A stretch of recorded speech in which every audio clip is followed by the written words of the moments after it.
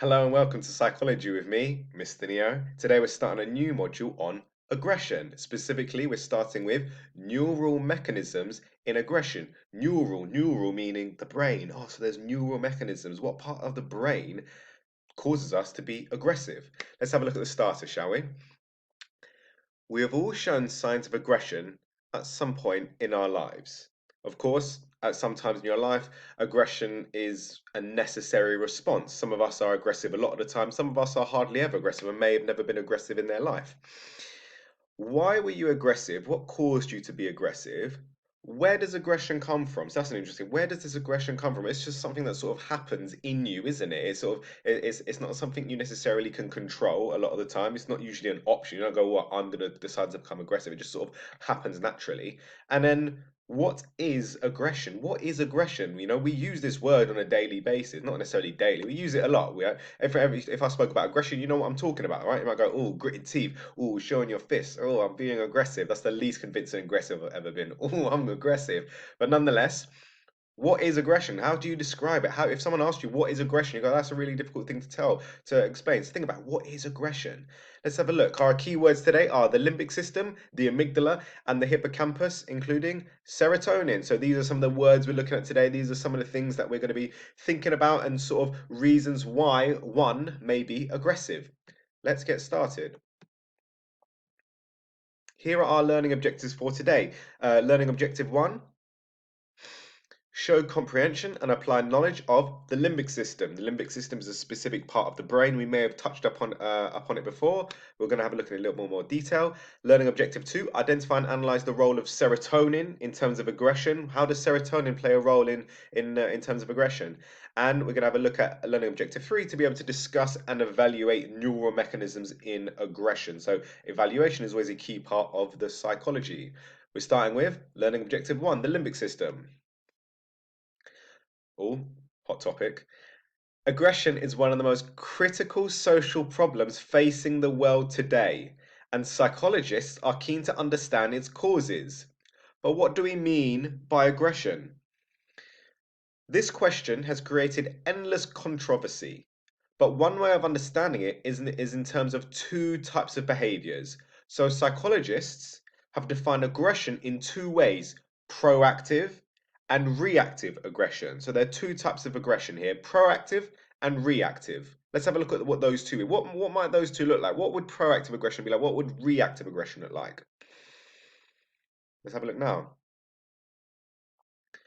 What psychologists call proactive aggression is cold-blooded. It's a planned method of getting what you want. So, for example, if I'm a cold-blooded killer, it means that I've planned to do this. I've got my tools ready. I'm gonna go right. I've decided that I'm gonna kill this person. I've got my rope ready. I've got my duct tape to tape their legs up. I've got my knife ready. It sounds like I've got this planned. No, I'm just making it out as we go along. But that's a bit suspicious now, isn't it? But no, I got my knife ready. No, no. Oh gosh. That's proactive, right? It's cold-blooded, it's planned.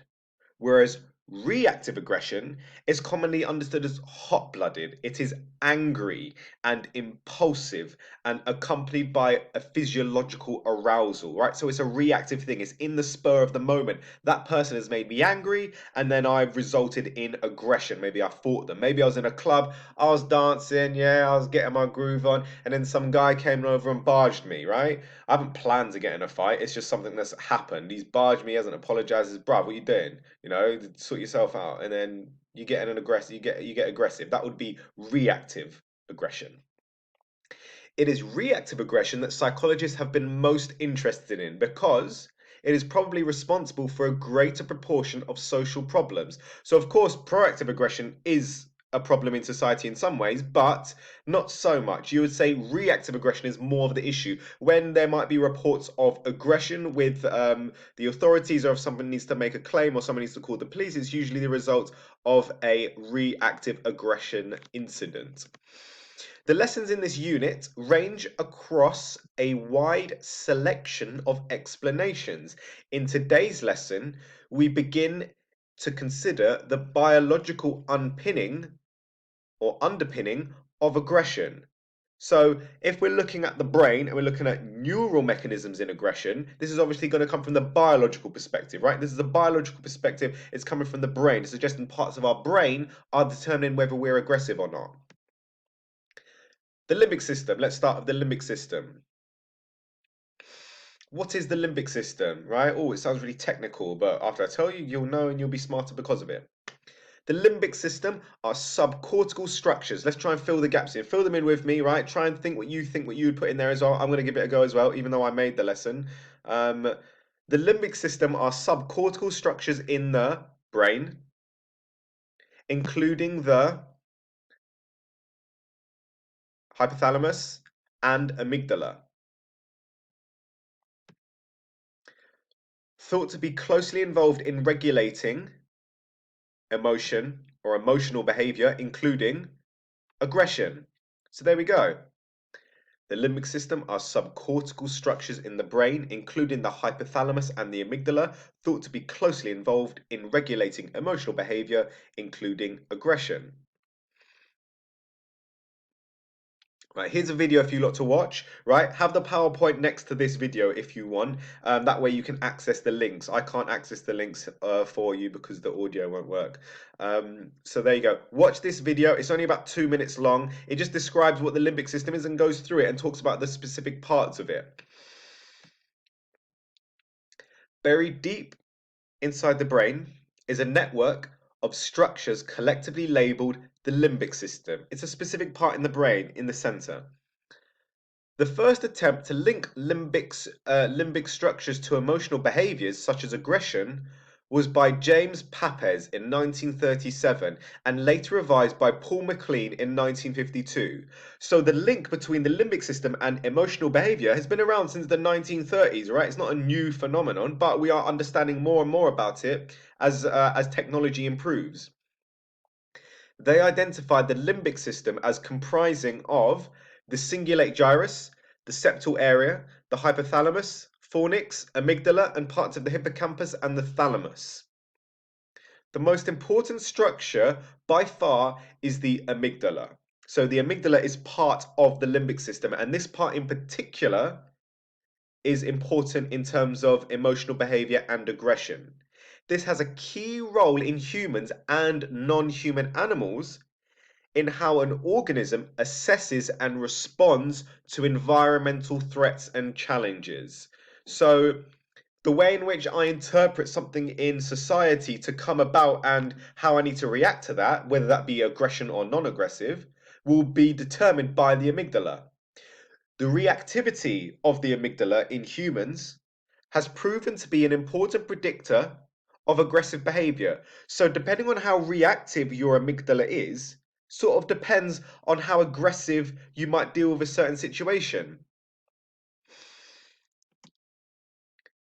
So, let's have a look at some research that backs this up. Katrina Gospic in 2011 used a well-established laboratory method of assessing aggressive behavior called the Ultimatum Game. So they made a game called the Ultimatum Game to assess aggression, right? How else are you supposed to assess aggression? Well, this is the method they came up with. Let's have a look, listen to it. There might be some good things about it, might be some bad things about it. Sometimes you might go, well, I don't think that's a good way of assessing aggression. You might go, yeah, this is a really cool idea. I might try and do that. Sounds fun. This features 2 players. The proposer offers to split money in a certain way with the responder. If the responder accepts, the money is split as proposed. But if the responder rejects the offer, both receive nothing. So the responder offers the split with a certain amount of money, and the responder decides if they want to accept their split or reject it, and they both get nothing. Participants in this study played as responders. So they were the ones that were being offered the money, and they were deciding if they wanted to reject it or accept it. Responders, while having their brain scanned by an fMRI, which highlights activity in different areas of the brain. So they were in this MRI machine. I don't know if you've seen in an fMRI. So it's a big machine. It's like quite circular, and you're lying down, and they put you inside it. It's like that. There's a big circular thing. And what fMRI stands for is functional magnetic resonance imaging. So essentially what it is it's a big magnet. This big magnet goes around and around, it's whizzing around your head, around your brain. And what it's doing is it's detecting what parts of your brain have a higher percentage or a higher level of blood. What parts of the brain is active right now? Because the parts of the brain that are active are the parts that the blood is flowing to. So they're giving them a situation where they're put in this ultimatum game and they're seeing what parts of the brain are being active while they're playing in this game, right? Where is the blood flowing to in there? What specific parts?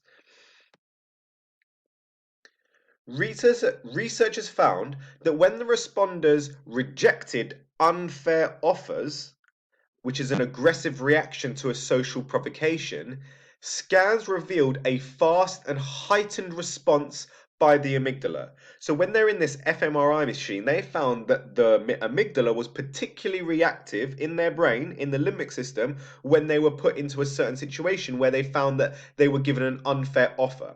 So let me give you an example. Let's say there was £100 to split. The proposer would go, right, there's 100 quid here. If I was fair, I might go, do you know what? I'll take 50, you take 50.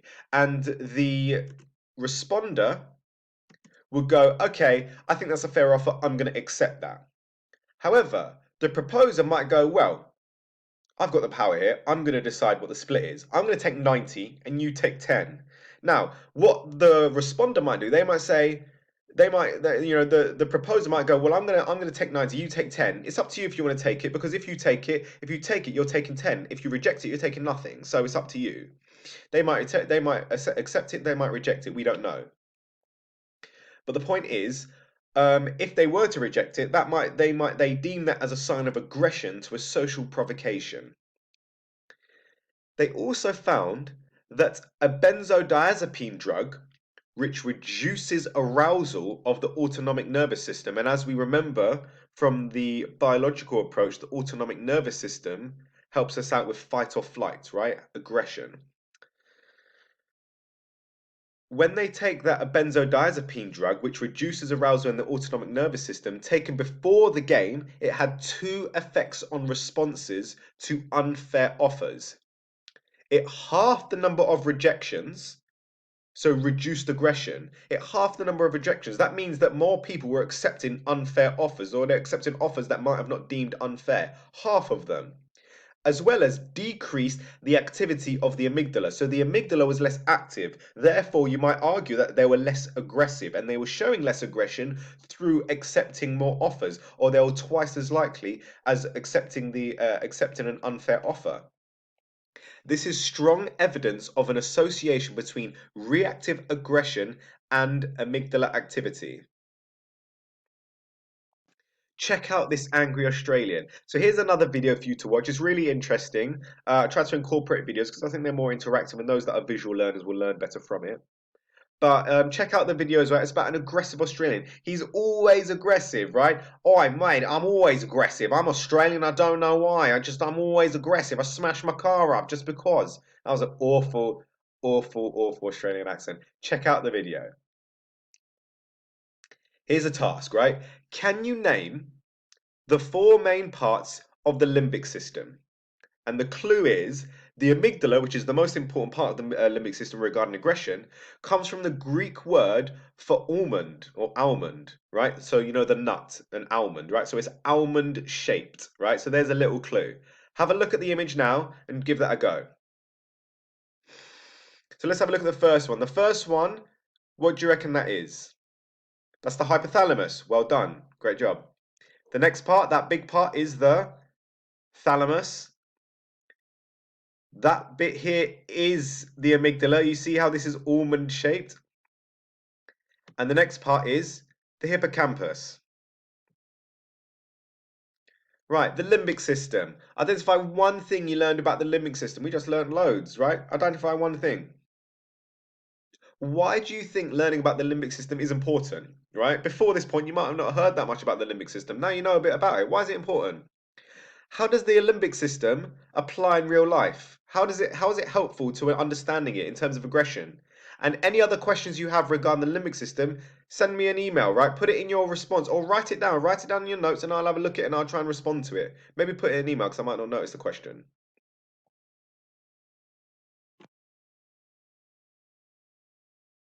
So, learning objective 1, show comprehension and apply knowledge of the limbic system. Yes, I think we can tick that off. Yeah? Brilliant. Learning objective 2, identify and analyze the role of serotonin in terms of aggression. Serotonin. Serotonin is a neurotransmitter involved in communication of impulses between neurons. So we know what neurons are. There's like millions or billions of them in our brain, all connected together to send messages all throughout different parts of the brain to understand the rest of the body. It has widespread inhibitory effects on the brain. It slows down and dampens neuronal activity. Normal levels of serotonin in the orbitofrontal cortex are linked with reduced firings of neurons, and this is associated with a greater degree of behavioral self-control. So decreased serotonin may well disturb this mechanism, reducing self-control and leading to an increase in impulsive behavior, including aggression. So when you have a normal level of serotonin, everything's working relatively fine. All the neurons are firing off and you've got good self-control. What it's found is when there's decreased levels or low levels of serotonin, that means that there's less self-control. And if you're less self-control, you might be easy to fly off the handle, right? If you're not in control of your behaviors as much as somebody else, if you've got low self-control and somebody says something to you and that makes you angry, instead of just getting angry because you've got good self-control, you get angry and then you become aggressive and then you start a fight or something like that. So decreased serotonin may well disturb this mechanism, reducing self-control and leading to an increase in impulsive behavior, including aggression. And this was research conducted by Denson and others in 2012. However, there's more research, of course. Matti Vakunen et al. In 94 compared levels of serotonin breakdown product, a metabolite called 5-HIAA, in the cerebral spinal fluid of violent impulsive and violent non-impulsive offenders. So they've got people that have offended, so they might be in prison or they might have come out of prison, but these are offenders who have committed violent and non-violent crimes. The levels were significantly lower in serotonin in the impulsive offenders, and they also suffered from more sleep irregularities. So those that had lower levels of serotonin were more impulsive, or they did more impulsive crimes. This is significant because serotonin regulates sleep patterns. So not only were they more impulsive because they had lower levels of serotonin, serotonin is also important in terms of regulating sleep. So these people, because they had low serotonin, they also had it also had disturbances in their sleep patterns. Disturbances of this pattern strongly imply some disruption of serotonin functioning, further supporting the role of serotonin in reactive aggression. So it's more research supporting the role that serotonin plays in terms of aggression and aggressive behavior.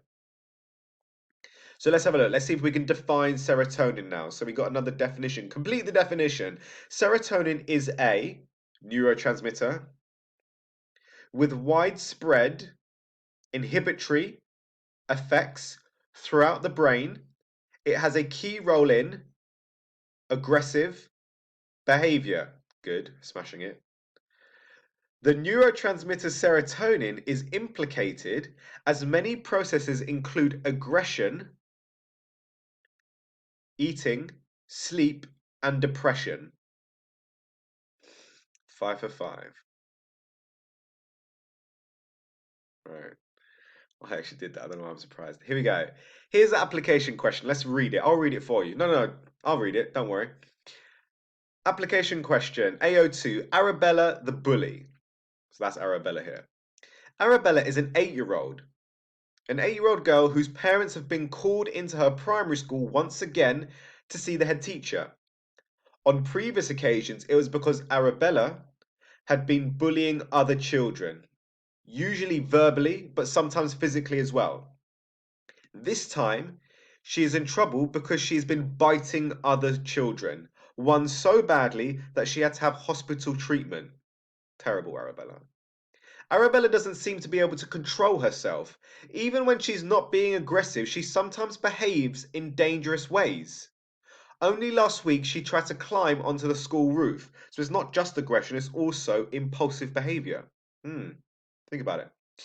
Explain Arabella's aggressive behavior in terms of neural mechanisms involving the limbic system and serotonin. So the limbic system and serotonin are both neural mechanisms. They're all to do with the brain, right? Neuronal, all to do with the brain. So how would the limbic system and serotonin affect Arabella, right? Explain Arabella's aggressive behavior in terms of neural mechanisms involving the limbic system and serotonin, right? Of course, there's lots of other things that we're going to discuss that affect aggression, but today we're looking at neuronal mechanisms, specifically right now, the limbic system and serotonin. So let's have a look at what the answer might be. Write your answer now. See how similar it is to the answer that I got here.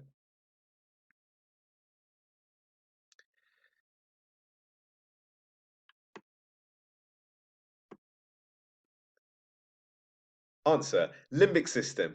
The limbic structure most closely associated with aggression is the amygdala. So we're talking about the amygdala, we're covering the amygdala part. This may be overactive in Arabella, so she very readily responds to environmental stimuli as if they are threatening. This is confirmed by her behavior. Her aggression is most reactive, that is angry and impulsive. The example is biting other children, a lack of behavioral self-control, which has been linked in research studies to amygdala activity. So one, we're covering the amygdala, saying is overactive. You have an overactive amygdala, which is why you're impulsive and resulting in reactive aggression. What about serotonin? Serotonin. Arabella may suffer from an abnormally low level of the neurotransmitter serotonin. This is known to disrupt its normal inhibitory function of promoting self-control. Again, this would seem to be true in Arabella's case because her aggression is reactive and impulsive. So we don't know. It could be one, it could be limbic system, it could be serotonin, it could be a combination of them both. It might be other factors as well we haven't looked at. But there we go. That's how you would answer that question in terms of the limbic system and serotonin, and how you would explain Arabella's aggression for neural mechanisms in aggression. So serotonin. Identify one thing you learned about serotonin. Well, like in terms of aggression. Why do you think learning about serotonin is important? Well, it helps us understand aggression better, doesn't it? How does serotonin apply in real life? Well, in terms of the aggression, it applies, the ways we just spoke about. And then what questions has serotonin raised for you? What are you still wondering about? If you've got any more questions, again, like I said, write them down, put them in an email to me if you want when you're submitting your work. So we can tick off, identify and analyze the role of serotonin. So we're happy to tick that off. Next, we're moving on to the evaluation, to be able to discuss and evaluate neural mechanisms in aggression. What are the strengths? What are the weaknesses? Let's have a look at those.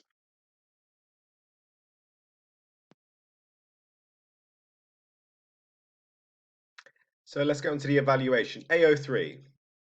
What are some of the strengths and weaknesses of neural mechanisms in aggression? Right, think about on your own accord before I give you the evaluation. Right, think about it. What might be some of the strengths of this? What might be some of the weakness? At the moment, I'm thinking, oh well, one of the weaknesses, it doesn't take into consideration other perspectives. So it's quite a reductionist approach. It's only focusing on the biological understandings of aggression, but doesn't take into account like psychological problems. Maybe things about childhood. Oh, if you grew up in a really aggressive home, maybe you would have been aggressive. So you can say things like that. Oh, we haven't considered that. So first of all, these are the type of techniques you need to be thinking about how to evaluate, because in the exam, you won't necessarily remember all of the specifics I give you. So you've got to learn how to evaluate, not just how to remember. Let's have a look. Role of other brain structures. Recent studies indicate that the amygdala does not operate in isolation in determining aggression. It appears to function in tandem with the orbitofrontal cortex, or the OFC, which is not part of the limbic system. The OFC is thought to be involved in self-control, impulse regulation, and inhibition of aggressive behavior. According to Emil Kokoro, in 2007, in patients with psychiatric disorders that prominently feature aggression, activity in the OFC is reduced. disrupting its impulsive control function and thus leading to increased aggression. So if there's lower levels, so if the OFC, if the orbitable frontal cortex is in control, is in charge of self-control and reducing impulse behaviors, and that's reduced, that's going to cause more impulsive action, more impulsive behavior, such as aggression. And it's suggesting that actually, according to this approach, only the limbic system is important, specifically the amygdala, with aggression and self-control. Whereas this piece of research by Gospic, it was actually Kokaro, has found that, well, actually, there's other parts of the brain other than the limbic system that affect self-control. Combined with the findings of Gospic outlined earlier, this indicates that the regulation of aggression is highly complex and involves at least three neural structures in the brain: the amygdala, the OFC, and the connection between the two. Is this a strength or a weakness of the neural mechanisms in aggression? Well, this is a weakness because it's suggesting that actually, no, it's not just the limbic system, it's other systems as well that might be involved. Effects on drugs on serotonin. The effect of drugs on serotonin. Drugs that increase serotonin activity also reduce levels of aggressive behavior. Berman et al. In 2009 gave their participants either a placebo or a dose of paroxetine.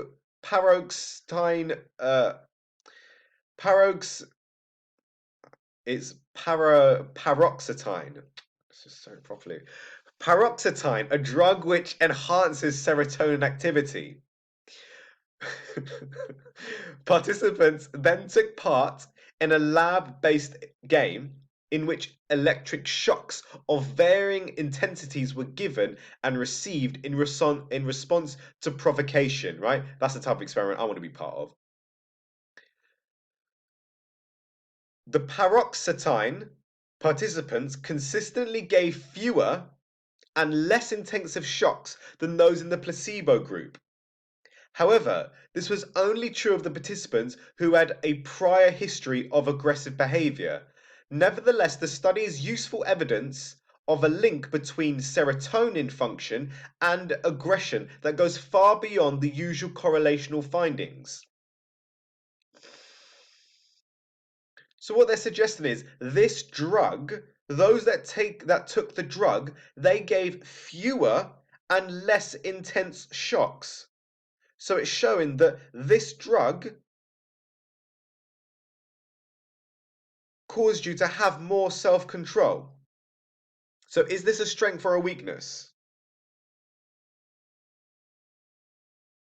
This is a strength because it's supporting the claim that serotonin affects your self-control, because this drug enhances the serotonin activity, and when you have higher levels of serotonin, you got more self-control. And this is what they found when they took this drug. It higher their serotonin levels, and that resulted in them having more self-control and giving fewer electric shocks and less intense electric shocks. Those that were in the placebo group that took this pill, but it wasn't a real pill, it was a placebo, so it's like a fake pill. They took the pill, they wouldn't have known if it was real or not, and they were found that that group gave more shocks and higher intensive shocks, which might be a way of showing their aggression, right? That's a way in which they decided to operationalize aggression in terms of electric shocks. How many shocks did they give? How powerful were they? That's what they've deemed aggression or aggressive.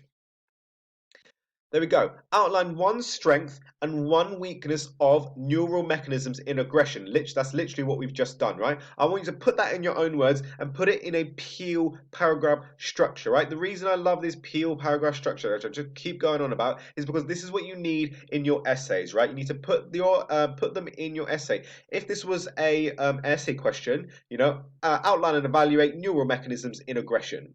They would need 6 marks for AL1, which would be knowledge and understanding, right? You talk about serotonin, you talk about the limbic system, right? And then you need 5 evaluative points, which will give you 2 marks each to make up the 10 evaluation marks, which is why you need to put a Peel paragraph structure, right? A Peel paragraph structure means you're enhancing your point, right? You're giving the point, then you're giving evidence to back up your point with a piece of research, then you're explaining it a little further, why it's a strength, why it's a weakness, and what it's about, and then linking it back to the question.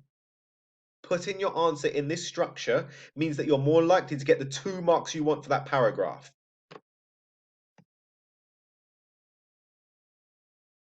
So evaluation, identify one important thing you learned from the evaluation. Why do you think learning about the evaluation is important? How does the evaluation apply in real life? And what questions has the evaluation raised for you? What are you still wondering about? Right? Write your questions down, like I said, and ask me if you have any questions. If it all makes sense, if my lesson's been brilliant so far, brilliant. Don't worry about it. So are we happy to tick off LO3? You are? Brilliant. I'm a great teacher. LO3, to be able to discuss and evaluate neural mechanisms in aggression. Just keep telling yourself that. Here we go. I've ticked it off. Right, let's move on to the plenary. What have I got here? Oh yeah, check out the following animal experiment using rats to test aggression, right? Check it out. It's really interesting. It's like a video to show you, oh, if you want to do an experiment with rats, these are the ethical guidelines and this is how you go about it. And it's showing you an experiment of rats and they put them separate and then they sometimes incorporate a female to make the males argue over. It's a really interesting video, right? Check out the video. It's really, really good, right? And there we go. There's today's work, right? Of course, the homework, as always, is to write up the notes, right? Write up your notes, make them all nice handwriting, highlight them, do them on the computer. I prefer if they're handwritten. Handwritten is always better because in the exam, you're going to be handwriting your essays, right? And that's what you want to get practicing on, right? Write up all the notes from today's lesson using the textbook and other resources to support your learning and send evidence of your notes to me at that web address. You got any questions? Let me know. Send me an email or whatever. I'm here for you all. Yeah, there we go. There's the first lesson on aggression. I hope you enjoyed it. I hope you're enjoying the unit. You're all doing brilliant work at home. Keep it up. Some of you still need to send me some work. Get it to me, please. Right, lesson 1, neural mechanisms in aggression. There we go. Have a nice one. Hope you enjoy it. See you later. Psychology of Mr. Neo.